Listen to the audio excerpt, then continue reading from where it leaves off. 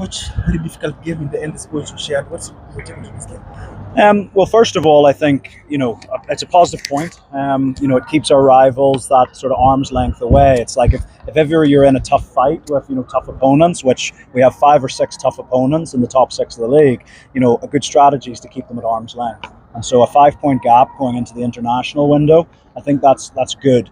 Today's another game. It was really tight. Thought we could have won it. We played some really nice football at times. Maybe didn't create lots of clear-cut chances. We maybe had a couple. Austin's in the second half there. I genuinely thought it was in when he struck it and it went past that post. It was so close. KCB had a couple of chances in the first half, which were largely of our own doing. Jeffrey was caught out of position, and Dennis Ananga sort of missed. Him and Sydney got sort of together and didn't quite head the ball clear. But other than that, I don't remember KCB having a clear chance. We had good interplay. And look, given again, I keep stressing this, we've got 18 outfield players. Today we only had 16. We didn't have a full bench today because the guys have really been suffering. They've been fighting, and we're playing against teams who have 28, 30 players registered. So there's no doubt we had less energy today than our opponents. There's no doubt we had players out there at 60, 70, 80%. Yet still, to come away when you're not at your full energy, full strength, that you're a little bit disappointed not to win the game. But like I say, we keep them at arm's length. We're going to go. The boys are all getting sort of a 5-day break now just to rest and recover from some injuries, and we'll be ready to go again for after the break.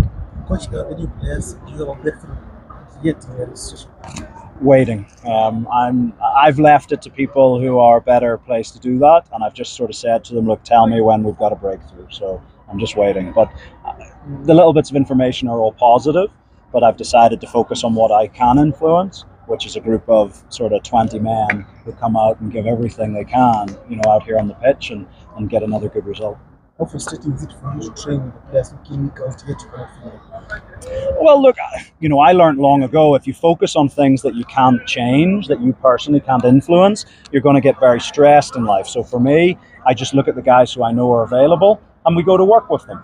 That's no different than if we had injuries or we had suspensions. There's no point sort of sitting around, moping and being despondent about what you can't do. It's important to look at what you can do. And let's be honest, everyone keeps asking us about, we've had the transfer ban, we've got a weaker squad, yet still we're sat in the number 1 position with a 5-point gap. So, these boys that are playing, hey, they're not too bad, are they?